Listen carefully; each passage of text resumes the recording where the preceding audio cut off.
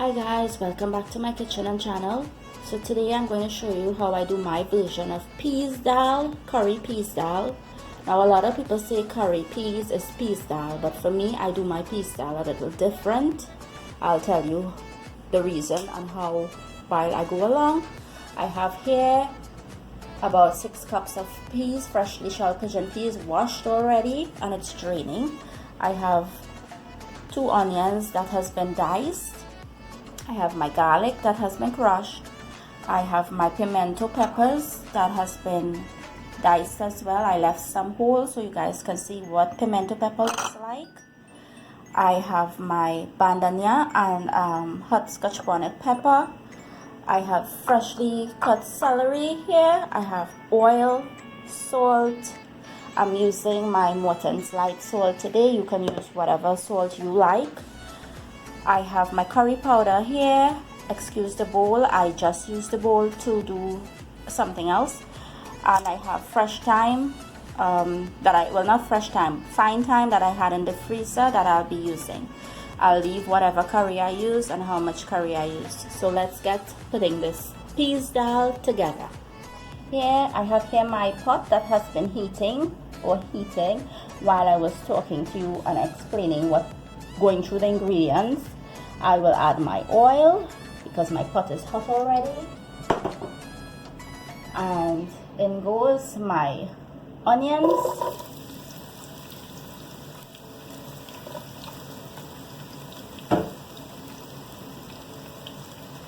in goes my garlic,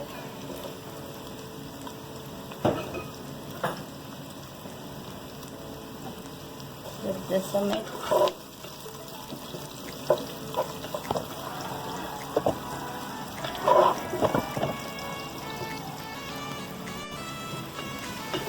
Once it starts to turn on that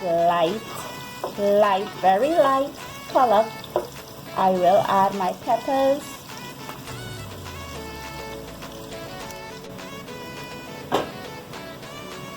In goes a piece of my hot scotch bonnet pepper. My bandanya will go in, or shadow Bennie. My peppers will go in.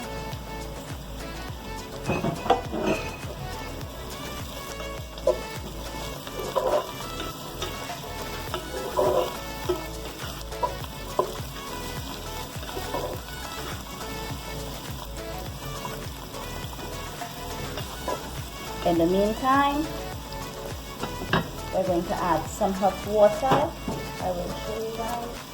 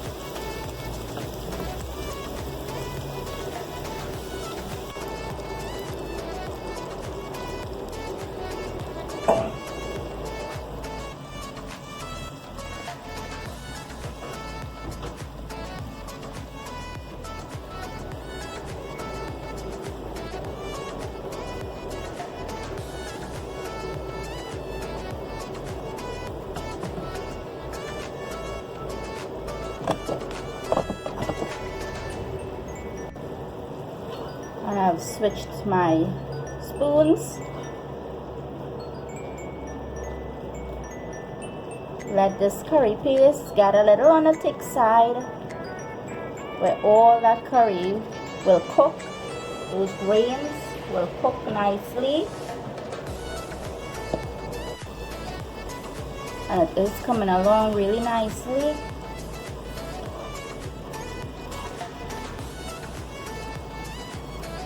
So it's not too dry. And now I will add my pigeon peas. goes in. Now this might look like plenty, but I love peas dal, so I am making a little extra for the next day. This can be eaten with rice or with roti, whatever you choose to eat it with. Now the difference between the curry peas, some of you might say, yeah, I'm making curry peas, but to me curry peas and peas dal is a little slightly different.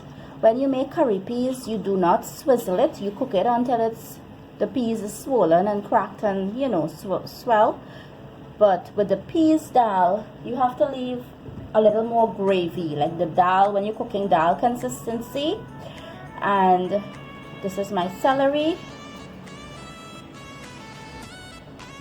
And once it's cooked, you can take your swizzle stick and swizzle some.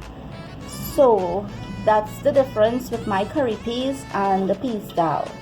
So I will show you that process as well too when I am swizzling it. So now that everything is coated, I will add my salt. Now I'm using light salt and I'm just going in with a little bit. I had like a teaspoon, so I've just left back a little bit.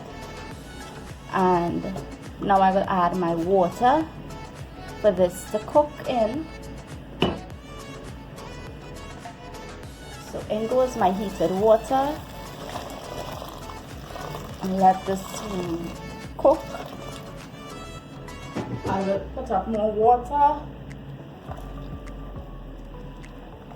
So I'm going to cover this, let it boil, let that peas all cooked and get softened and crack, and then I will show you the next step to the peas dal.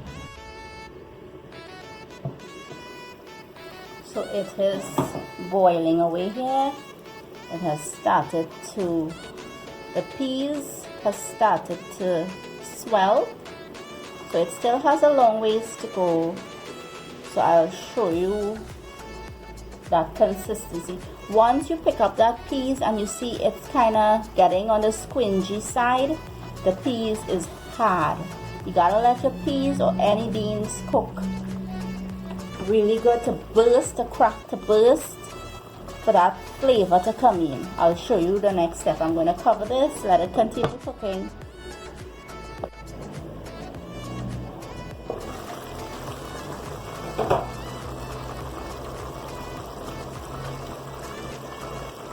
So the water has absorbed into the peas, and as you can see, the peas is still continue to swell, because when you raise it, when you lift it off, it is still closing up in and getting, like we say, squingy here.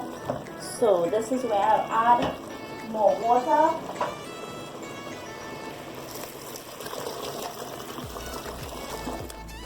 And that's 4 cups of water again. So by the time this piece cooks and gets to where it's supposed to be, cracked and softened, the consistency of this is going to be okay, where I can swizzle it up a little bit. So I'm just swizzling. I will be swizzling it slightly too. It's not to get that peas on the mashed side. I'll show you when it's time. So let it continue to cook.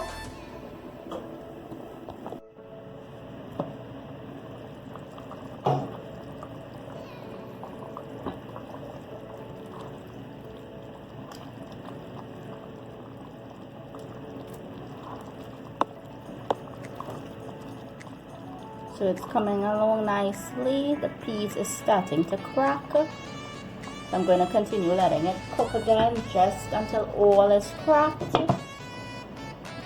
before swizzling it. So checking it for the last.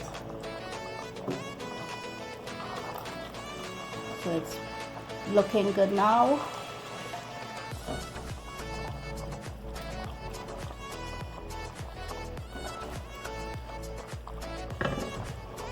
So the last thing you do here before you turn your stove off is sprinkle a little bit of that geera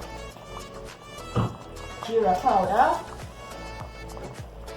and this is called a swizzle stick or a dhal gutni. This is all that you have to do. Just get some mashed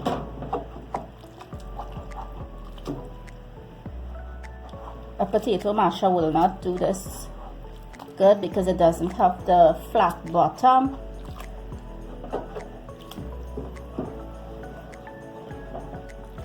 And this is why it's called peas dhal, because we sprinkle that geera.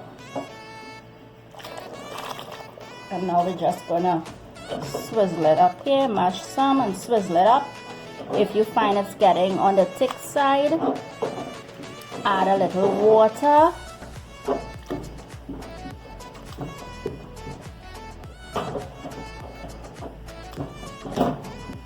Because you want it on the thin side, you don't want it on the thick side.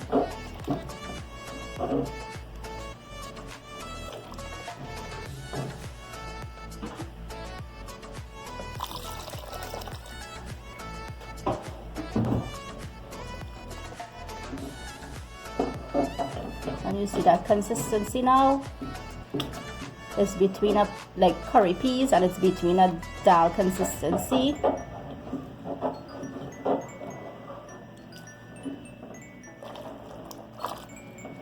And this is what you want.